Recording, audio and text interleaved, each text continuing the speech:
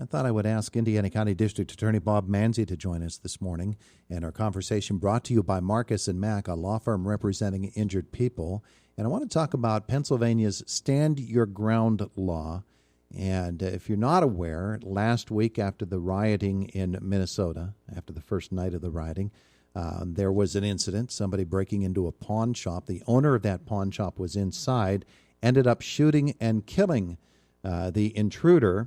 And it's become a stand-your-ground type of case, according to Minnesota state law. And I wanted to talk to District Attorney Bob Manzi about Pennsylvania's stand-your-ground law. So good morning. Good morning, Todd. How are you today? Wonderful, wonderful. And it's good to have you with us here today. This is a pretty important topic, I think, anyway, because it has to do with what amount of force can you use in order to protect your person or your property, and that's a pretty important distinction according to Pennsylvania law, isn't it? It is a very important distinction, and obviously it's in the forefront of our minds because of what's going on nationwide right now. But this is a subject that anytime I go to speak at a class or at the university or any kind of group, it's typical for this subject to come up. All right, so stand your ground law, according to Pennsylvania law, is a lot like Minnesota's law. Can you outline it for us? So in Pennsylvania, you are allowed to use force to protect yourself and to protect property. There is some distinctions there that I can get into, but in Pennsylvania, there are certain times in which you do not have to have an obligation to retreat. If you are in your home and you did not initiate the aggression, you do not have an obligation to retreat. If you are in your vehicle and, again, you didn't initiate the aggression. If you're in your place of work, you didn't initiate the aggression, and the other person doesn't work there. There are certain categories of times in which you do not have to make an attempt to retreat prior to using force to protect yourself. Mm-hmm. In Minnesota, this was a gentleman who was protecting his property as the owner of a store. It was off business hours when this person tried to break in and loot his store, and he shot. Minnesota's law differs from Pennsylvania in that respect, does it not? I understand. I mean, I'm not a licensed attorney in Minnesota, so I don't understand all the various nuances in there. But it is a story that we're seeing nationwide. There was another story last night in which a bar owner in a different state shot and killed a 22-year-old young man. And from this story, it seemed that the young man threw a trash can through a window, and the bar owner shot and killed him for that. And at least that's the facts that are available today. Yeah.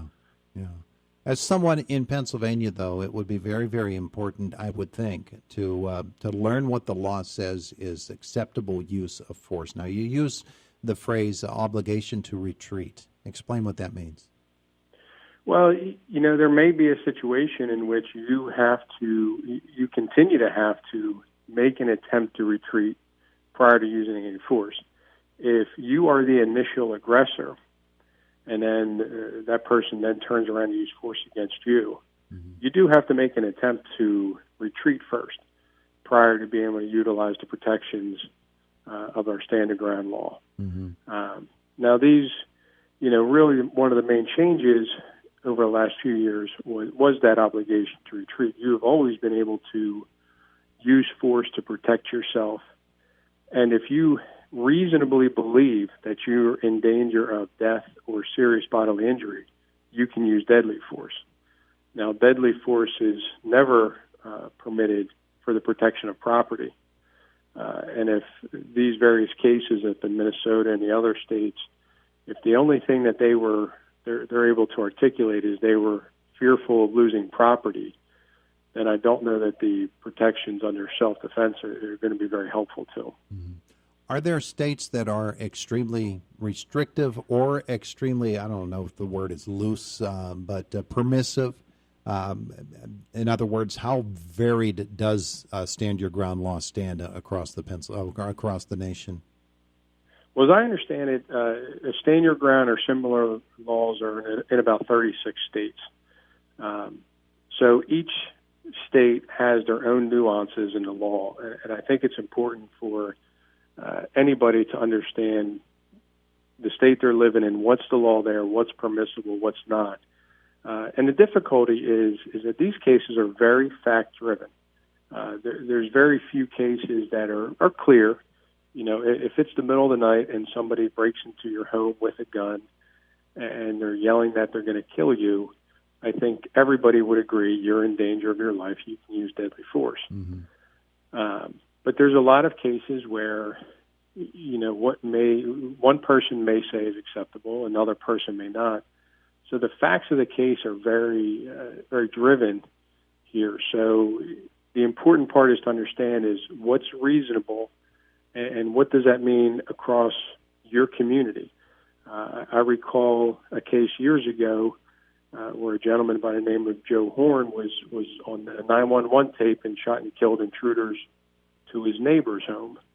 One of them while he ran down the street, and I believe Texas was unable to indict him for any criminal offenses. Mm-hmm. That would probably be very different in Pennsylvania. Yeah. I want to give you an example from over the weekend where you could see how this could really, really get dangerous. The KDKA TV cameraman who was knocked down, and they were stomping him, and they were chanting, "Kill him, kill him, kill him." Had he a gun, or had the reporter Paul Martino with him, had they had a gun in order to protect themselves and pulled that out, we could see how very, very quickly that could have turned into a really, really ugly situation with more than one person shooting. Oh, absolutely. I mean, these are situations that nobody wants to be in. And when they occur that fast. You know, a lot of it is simply, unplanned actions where you're doing something to protect yourself from a force that really was unplanned. Mm-hmm. And as you see that videotape and you see other videotapes coming out because of all the riots, unfortunately, it's not going to be surprising that we're going to see more cases. Yeah. From a prosecutor standpoint, I would guess that this would be one of the more difficult types of things to gather evidence and to prosecute, would it not? Well, it would, and there's times where you're going to have situations where a shooter, let's say, openly admits, yes, I shot and killed that person, and I did it because I was fearful of my life. And as prosecutors, right alongside law enforcement, we need to look at the factors that either support it or don't support it. If you have a situation where you're given a version of events and the forensics on the site simply don't support what you're saying, then that's going to be a different prosecutorial decision than if everything that a person's saying is supported by the forensics of the case. Mm-hmm. It really does seem like a thorny issue, and especially as the laws do vary across the land from state to state. And so it really would be incumbent upon everybody to be familiar with what Pennsylvania's law says. There are, of course, any number of resources out there, but it's certainly something worthy of researching so that you know what your rights are and so that you can be prepared for whatever the situation might be. Thank you so much for coming on board with us this morning to talk about it, though. Absolutely. Anytime I can come on and speak with you, I always enjoy it. While I have you here with me on the air and we look at the situation with the civil disobedience and see now the arrests are being made, there's one young man from Shaler that Allegheny County authorities are very, very interested in talking to. Just a comment on the types of difficulties that can come from prosecuting large crowd cases such as that. It must be a very, very difficult thing to sort through all of that information and all of that evidence. It can be very cumbersome. You have to try to utilize any kind of witness accounts that are there. You try to utilize any type of videographic information.